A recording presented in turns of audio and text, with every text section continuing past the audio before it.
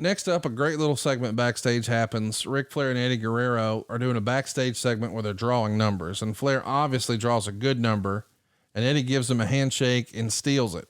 Classic Eddie, lying, cheating, stealing. Great segment. Is this Brian's writing? Because this is fun. I'm sure it was me. Great. Glad to hear that. Yeah. That's what I did. Brian didn't do shit. Next up, it's time for the actual Rumble. Batista's going to win, as we know, and we're going to talk about all of it, but it goes 51 minutes. Why is it whenever it's good shit? Oh, is that Brian doing it? He ain't going to put you on Young Rock, man. I don't want to be on. Okay. That would be kind of fun to be on Young Rock. No, what I mean is though, the comedy stuff I've always credited. I mean, I've never known you to be not funny on this show. I don't know about I'm hilarious. I know you are, but is your writing, name one funny thing you wrote on WWE TV ever in your life? That right there. Okay. Besides that, anything. Brother Love. What was that? Brother Love. No, not your performance. Something you wrote for other people that was funny. Who the hell do you think was writing that?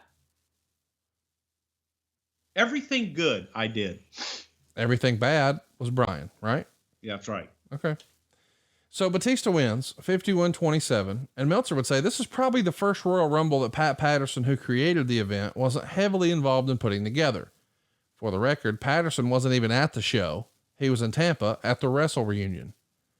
Bruce, I know it was a long time ago, but from your recollection, is this the first Rumble you remember Pat missing? No, I think he missed a few before this, maybe at least one or two before this, at least. I always love to have Pat back in though, to pick his brain and go over it, even just once a year, to have him there for it. But that was selfish on my part, because I loved working with Pat. What's the magic to putting together a Rumble?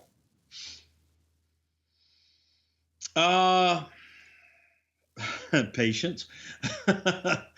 Patience is one, and no pride of authorship.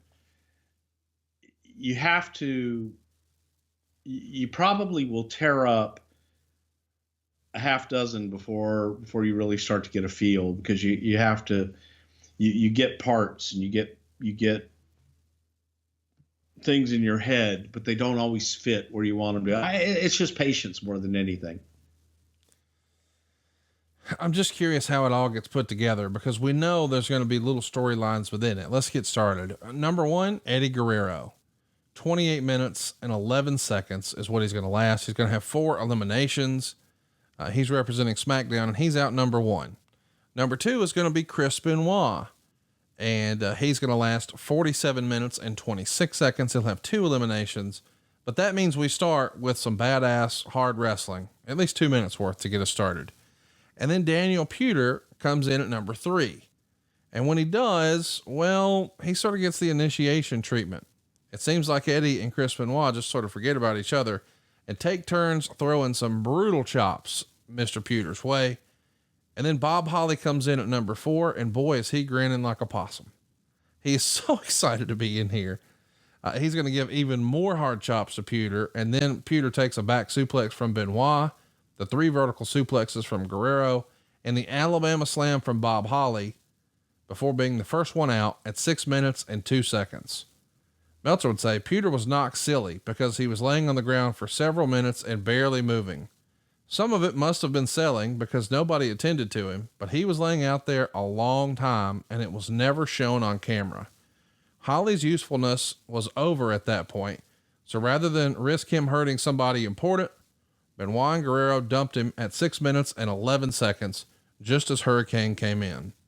So let's just stop right there. We've all acknowledged that maybe Daniel Puder wasn't yet ready for prime time, but he's in a big spot here on the Rumble against Eddie and Benoit, who just chopped the shit out of him.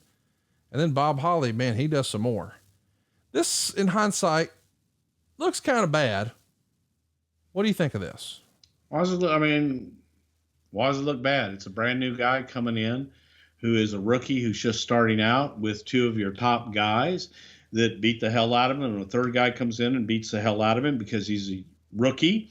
You're not expecting him to do anything. If he did anything, nobody knows how it's going to look. It was the safest, most logical thing to do, and then get him the hell out of the ring. So what else would you do? What else would you do with him? Risk him hurting other people and being in there longer where he doesn't really know what he was doing? or not put him in there. Well, again, get him some exposure. Let's see what the hell, if there is anything. It's, 6 1/2 dozen. You're damned if you do, you're damned if you don't. You got to get hot about it. I am hot about it. So what's coming up next? There's a brawl between Raw and SmackDown guys, 4 versus 4, which ends when Muhammad Hassan comes out and everybody stops brawling and dumps him, which really puts him over as the super heel. That's all from Meltzer's write-up. I should mention he came in at number 13, only lasts 54 seconds. Booker T, Chris Benoit, Chris Jericho, Edge, Luther Reigns, and Shelton Benjamin would dump him out. That's really the most notable thing that happened here. I guess I should mention Hurricane lasted 1 minute and 4 seconds. Eddie Guerrero threw him out. What's up with that? Kenzo Suzuki is eliminated by Rey Mysterio after 3 minutes and 31 seconds. Edge lasts 40 minutes and 19 seconds at number 7. He has 5 eliminations. Rey Mysterio is eliminated by Edge after 38 minutes and 25 seconds with 1 elimination. Shelton Benjamin is also eliminated by Edge, but he lasts 14:35. Booker T comes in and lasts 10 minutes and 42 seconds, and he's going to have 3 eliminations. Jericho comes in and is ultimately eliminated by Batista after 28 minutes and 22 seconds. He picked up 2 eliminations. Luther Reigns, a name we don't spend a lot of time talking about, is eliminated by Booker T after 7 minutes and 13 seconds. Got any good Luther stories you could share with us? He had a horseshoe on his head. That's about it, right? There you go.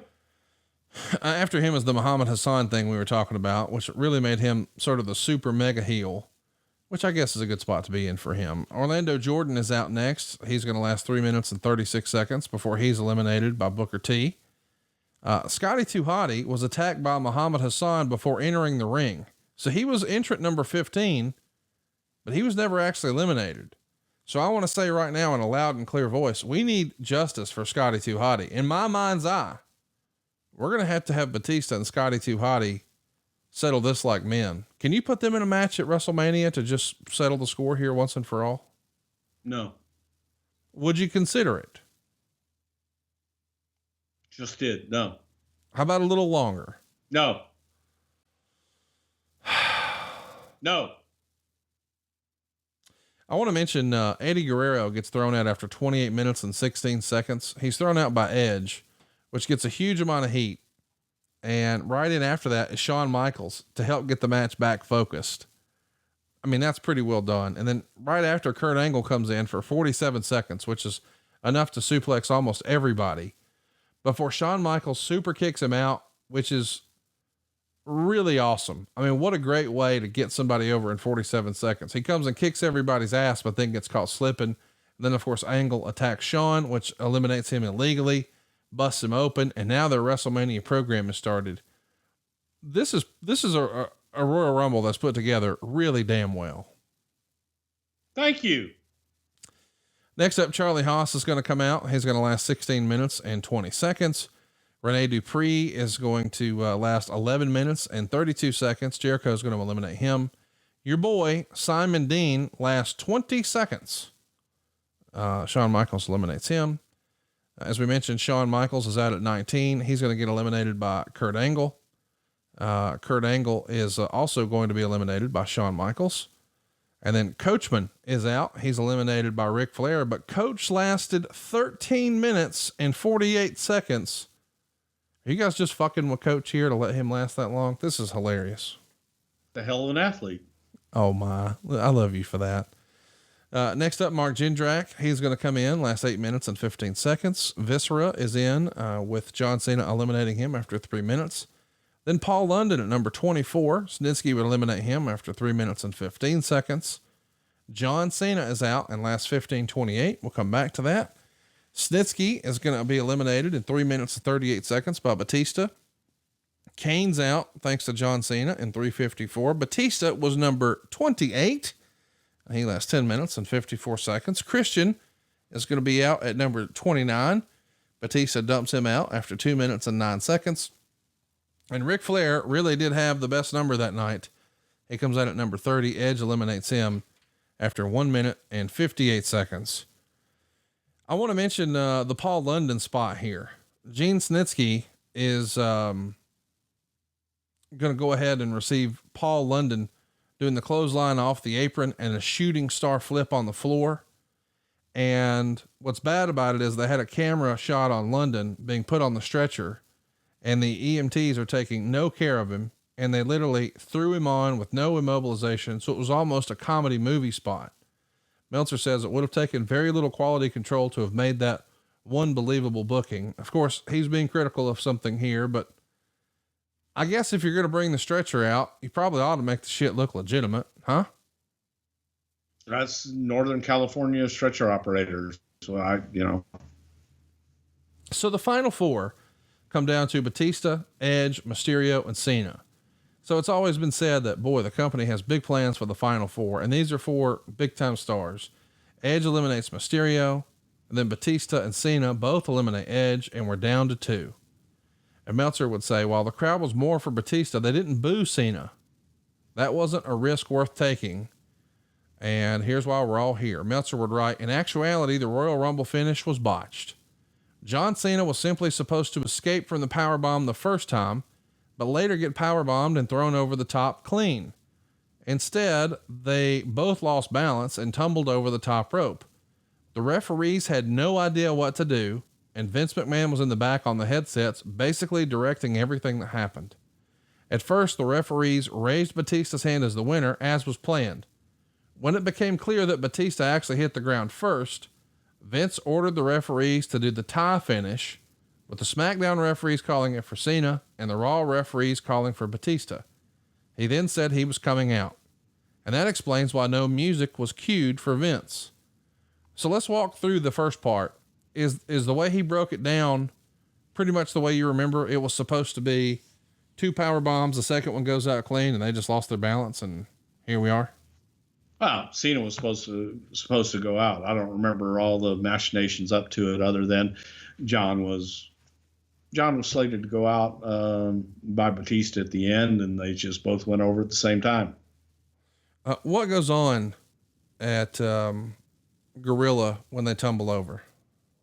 Well, fuck. That's what goes on. It's like, okay, let's see who hit.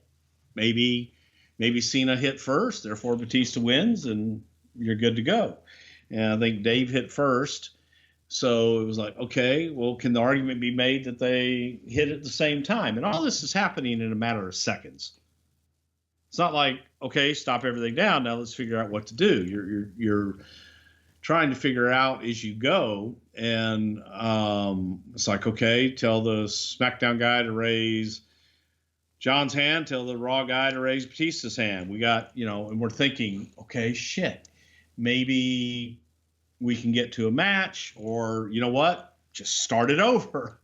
And before you know it, Vince is out, and Vince is headed down to the ring to figure it out. And I don't know that we necessarily had exactly what we wanted to do before Vince went out, because Vince just bolted out and went to the ring.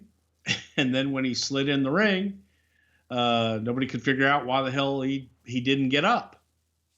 He just sat on the damn mat. Hey, it's Conrad Thompson. Thanks for checking out the podcast here on YouTube. Be sure to hit the subscribe button and the notifications bell so you get a notice anytime we upload some new content. And go save yourself some money right now. If you're in a 30-year loan or you have credit card debt, it's not a matter of if I can save you money. It's a matter of how much. Find out right now for free at SaveWithConrad.com.